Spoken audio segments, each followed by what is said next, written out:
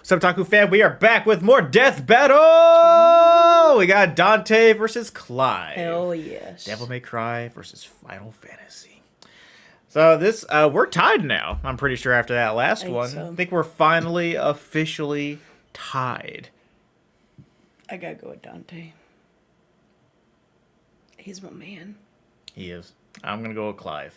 And the only reason I'm doing it is because I remember Death Battle. Again, a lot of you guys, and when we talked about this when we first started reacting to Death Battle's very biased about who they pick to win a lot of fights, regardless of who really should be winning the fights. And that was an issue back on the internet when I used to watch Death Battle, which a lot of people seem to just kind of have gotten used to it. And they're kind of like, whatever, just go into it, have fun. It's going to be whatever. I think they're going to give Clive the win, because he's the newer character here on this thing, and both of their powers are outlandish, and I think they're gonna lowball the hell out of Dante and like nerf the hell out of him, because otherwise this matchup doesn't even really make sense. They are not in the same realm of power levels here. Gotcha. Like there's some that like, oh, that doesn't make any sense, and then you hear about like the Buffy and Blade. I was like, that's weird, but they're both vampire slayers. So that's why they do that. But no, Buffy actually was busted in OP, so never mind. Okay, that makes sense. But Clive, I love Clive. He doesn't deserve to win this fight, but I have a feeling he's going to. I can't remember Clive. You haven't played that one yet. You watched me play like the first couple hours of it. But I do know Dante. yes, Dante deserves this win. I have a sneaking suspicion. Listen, they can't do my Dante like that. We're going to find out, but hey, this is good because this means that now somebody's going to take the lead again. So the tie only lasts for one episode. So let's hop on in. Thank you guys for the continued support. Be sure to comment, like, subscribe. Check out the Patreon link down below for full and cut reactions to TV shows, animes, and movies. And let's hop on in.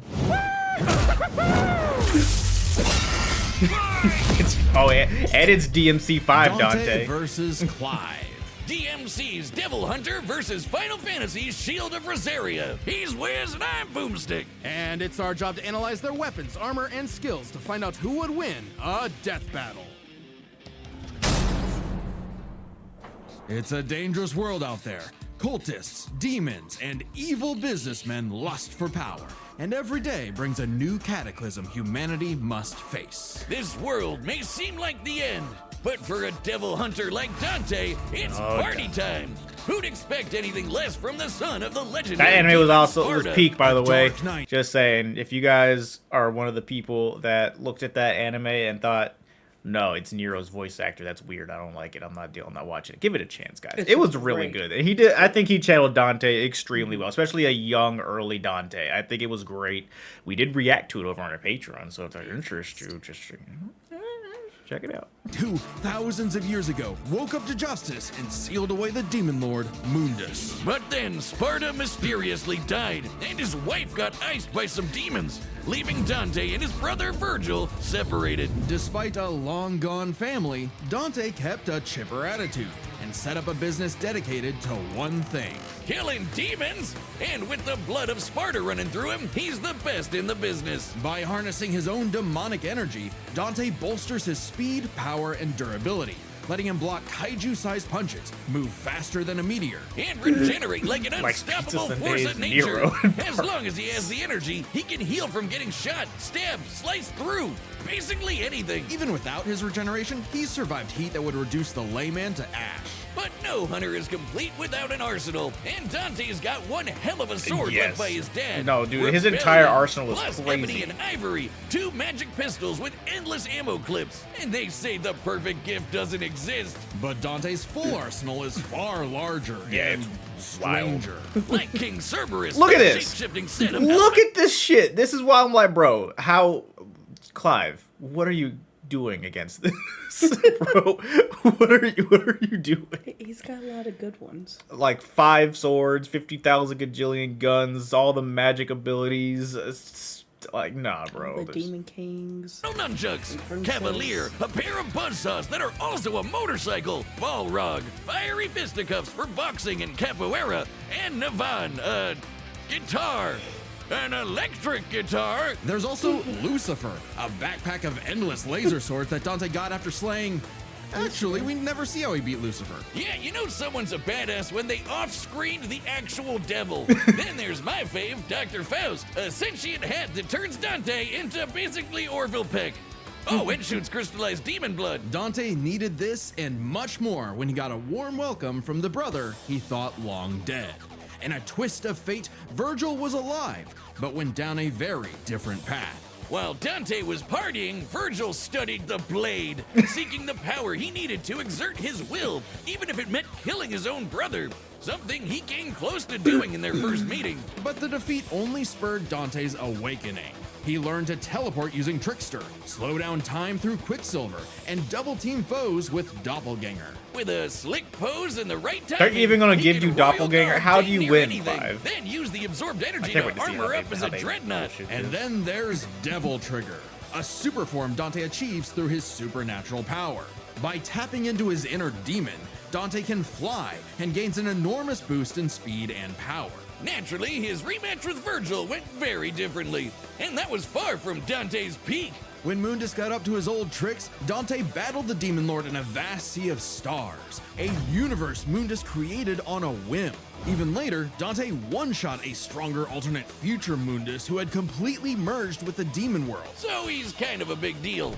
Literally, Mundus became a living universe just for Dante to shoot him in the face. Then there's Because of course Argosax, he did. a god so astronomically intense, he had the power of every other demon in existence, a divine deity of the sun that Dante also shot in the face. He does that a Oh, lot. that guy. I completely forgot about him. Funny, so did Dante. Despite how powerful Argosax was, he was just an insignificant Tuesday to Dante. So it's safe to say Dante had become the strongest around. But no amount of style, pizza, or wahoos could fill the hole in his heart. Sure, Virgil was Bro, a power worst voice but acting he was still his scene bro. in any Beneath Dante's video game antics, history killing right the there. last of his family kinda messed him up. Until he learned his family wasn't as gone as he thought.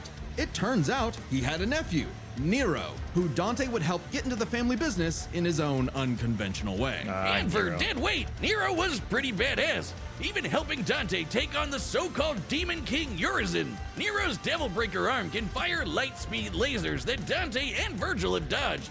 Dante and Virgil can already dodge lasers in their base forms, but when charged with enough demonic energy, they can outright blitz beams over 11 times faster than light. Nero even survived getting melted down while inside a living statue. It's a long story. And that's the same sort of regeneration that Dante has, meaning he can survive being turned into a puddle. So Dante was ready when Virgil somehow returned. Again.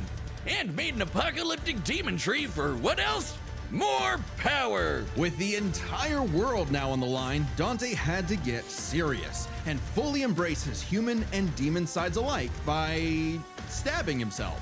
He does that a Holy lot. Shit, Dante has been impaled so much, he decided to make it how he powers up. So he got his greatest weapon, Devil Sword Dante, and became Sin Devil Trigger. This is Dante's demon energy at its peak. He can fire lasers with Loose, obliterate with the fires of Judgment, and surpass even the legendary Sparta. But although Dante was totally a match for Virgil, neither of them would budge on their ideals.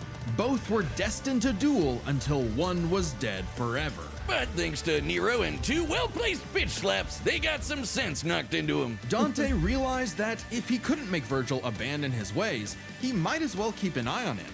In one fell swoop, the two severed the world-spanning demon tree and prepared for a permanent departure to the underworld. You can choose your friends, but not your family. But if that's what it takes to keep Virgil safe, or rather to keep the world safe from Virgil, Dante That will part. deal with it. And all things considered, he's happy slugging it out with his bro. Maybe happier than he's ever been. Proof that as long as you have the human drive, even hell can become a paradise sweet enough that a devil may cry.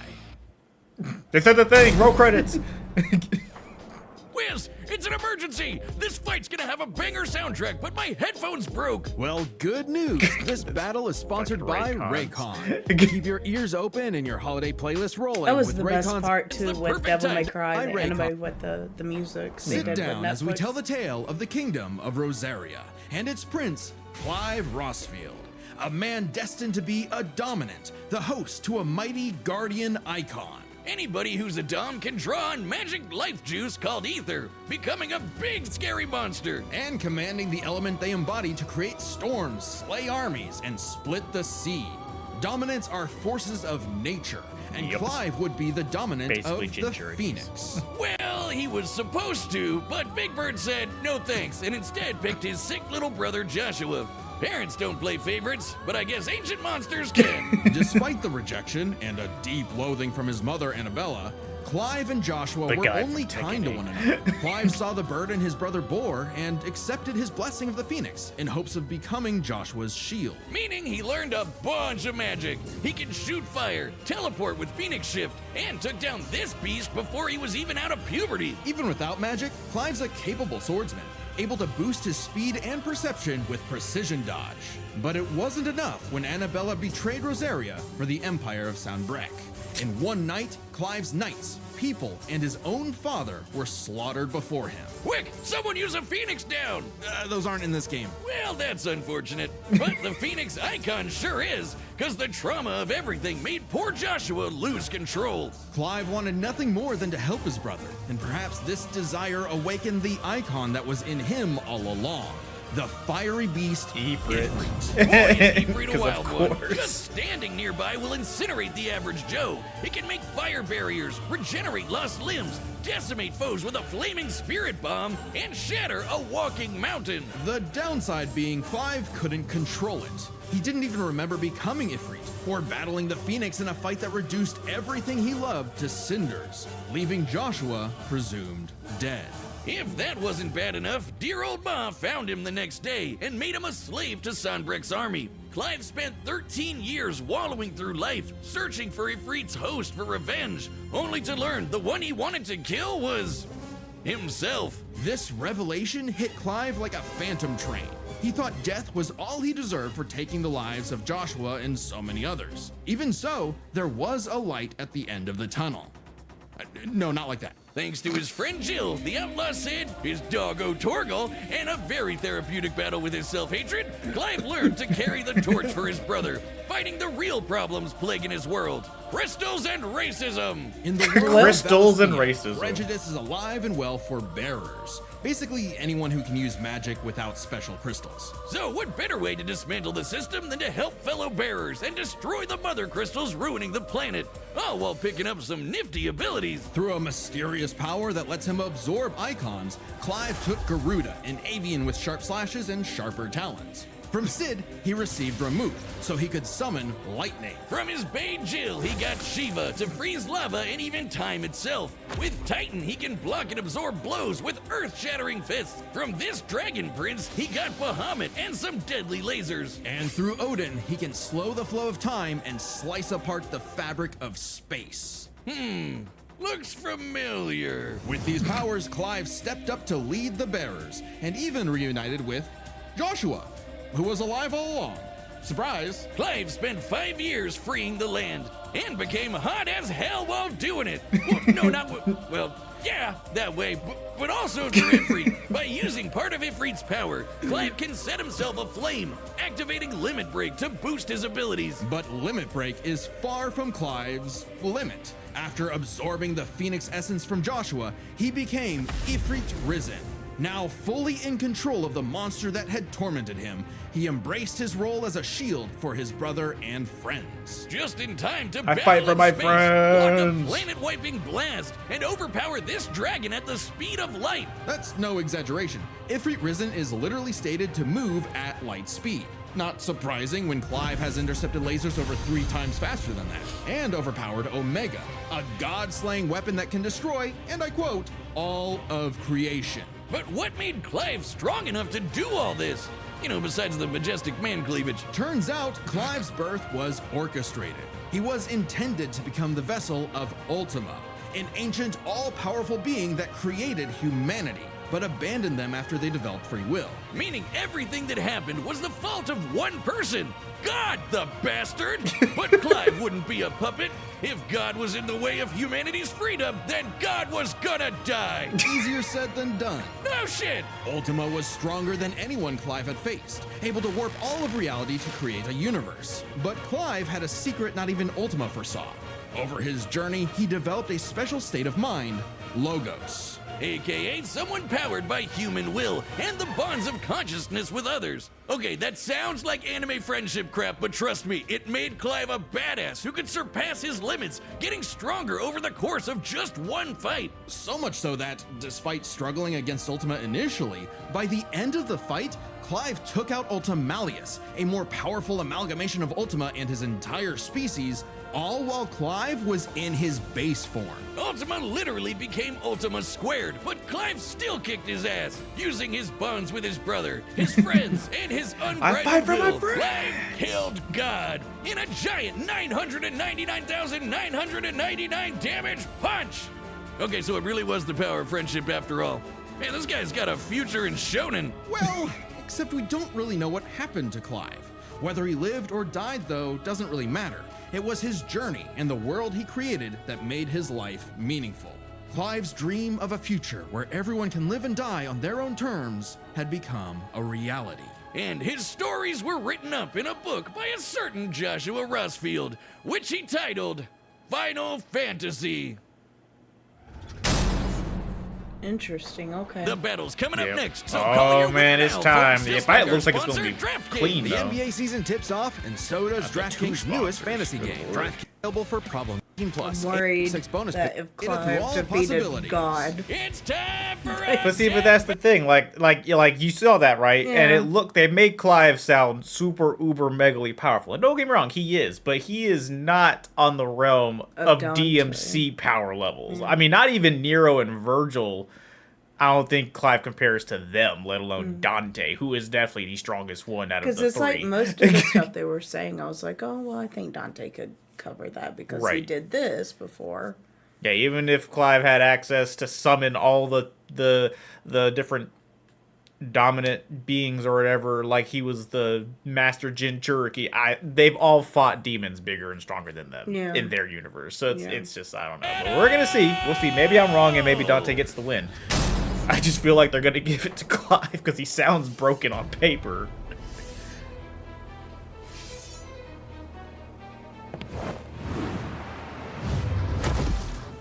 Superhero landing.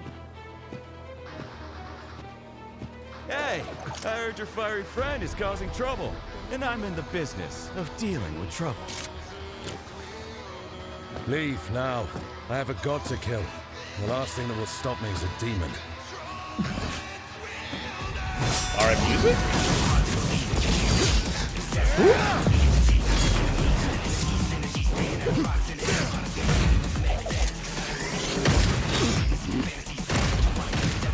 Clive is confused. He's never seen a gun.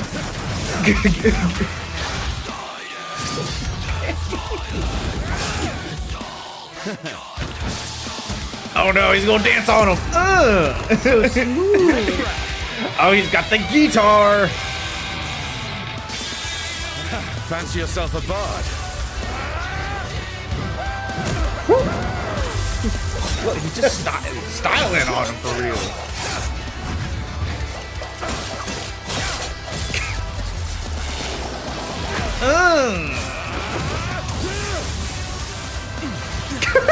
Just in moonwalking, bro.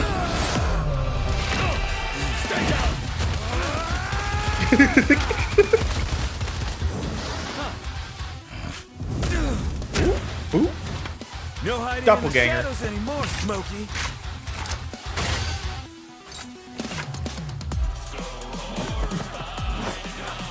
Time to see the light.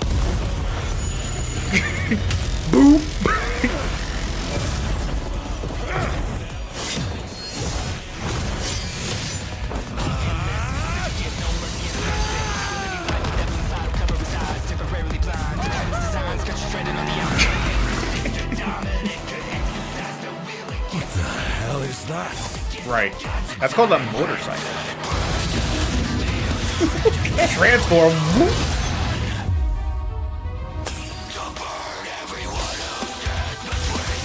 Ooh, ooh, ooh. Style on him, style on him.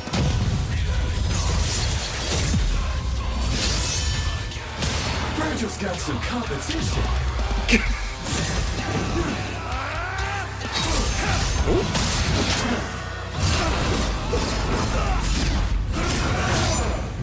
Ugh, stabbed you.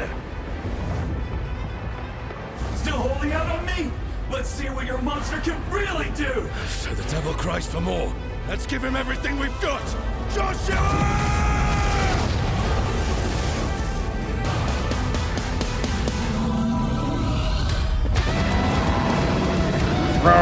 Alright, we got Ifrit Risen.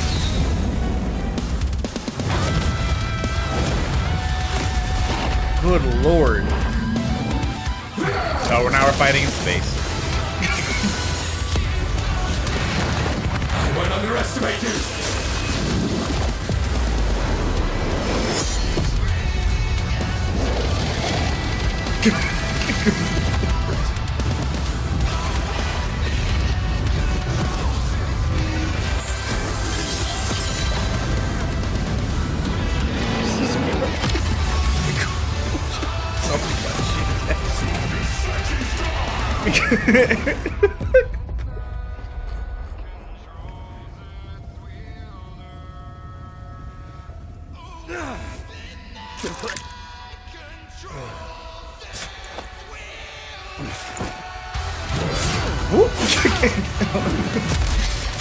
Please, just once. I need more. It's been a bash, Smokey. Jackpot! I need Ifrit!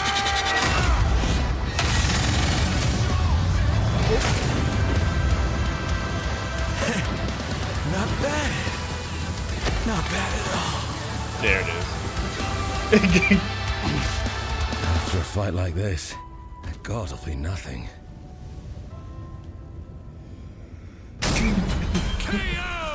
Okay, that was a whole nother level of close, but I think we got the point. This was not an easy call to make. Dante and Clive matched each other so closely, it was hard finding a definitive Yeah, it's not that advantage close, either guys. had. Clive's not This is best I was explained gonna say through that three ending categories, goes. starting with stats. Both Dante and Clive could easily beat up universe-busting threats. Mundus and Ultimalius could create universes at a whim, and Dante and Clive defeated them sans their own super forms. Dante and Clive could both consistently intercept lasers at faster-than-light speeds. And Dante could always amp up with demon juice to briefly outspeed Clive anyway. But Clive could match that by boosting his own speed and reflexes through precision dodge. Both were so beyond the pale that neither could definitively overpower the other. Still, given their crazy powers, you'd think one of their abilities would break the deadlock. Not so much. Dante and Clive could generally match each other blow for blow, be it to teleport, slow down time, flash freeze the other, block and absorb hits, etc.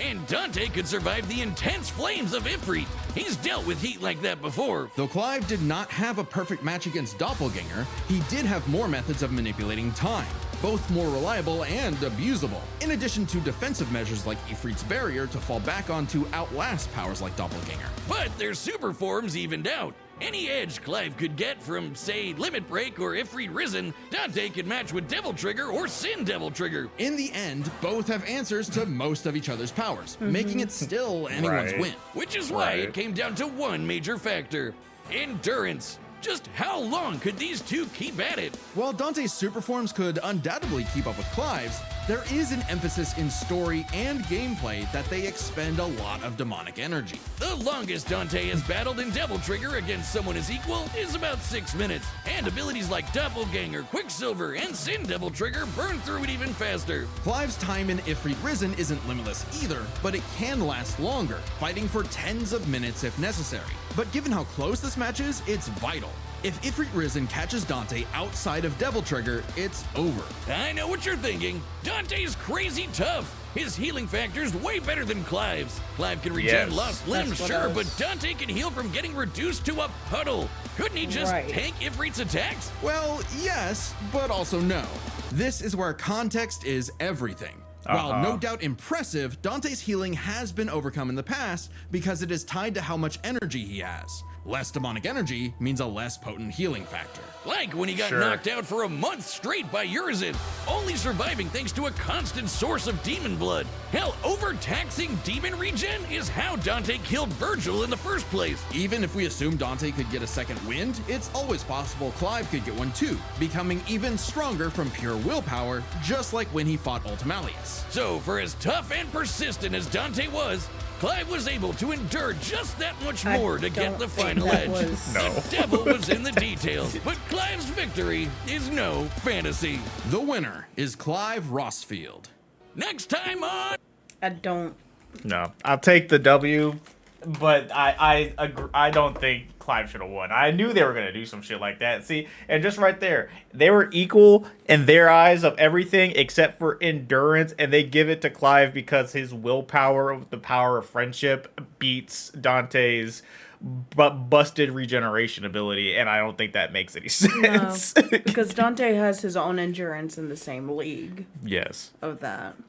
but because they And it's not even so much of like the friendship, the will to live with that. It's because like everybody says he's so annoying and sassy he won't die. yes. Because he literally refuses to die. Yeah, they had to put a limit on Dante's regeneration by saying it involves his demonic energy, as if Clive can just activate his regeneration with the pure willpower of his friendship whenever he wants, as much as he wants, and I think that's kind of stupid. But I knew they were going to do some bullshit explanation for why Clive was going to get the win. There's no way, bro. I still think Dante. I do too, but I just knew better. So I'll take my W, but I don't agree with the outcome. I would love to hear what you guys have to think about this down below, though. And I can't wait to look up online how people are feeling about this now. I feel like this will re-spark the conversation I used to see all the time back in the day for Death Battle, because this is something. Right. Plus, I'm pretty sure Dante is way more love than Clive is. So I feel like even if it was more accurate, I still think people will be butthurt that Dante lost. So we're gonna have to. We'll see about that. I just want to see what people have to say about it. So let us know your thoughts down below and which death battle we should check out. Because we're just keep checking out one every week because there's plenty to go through and it is entertaining. Especially the fight scenes. Because that fight scene was That crazy. fight scene was great. That animation had to have taken like 5 years. I would play that fight Lord. game. I would do that. Maybe Marvel vs. Capcom 7. Yeah. We'll see you guys for the next video. Bye.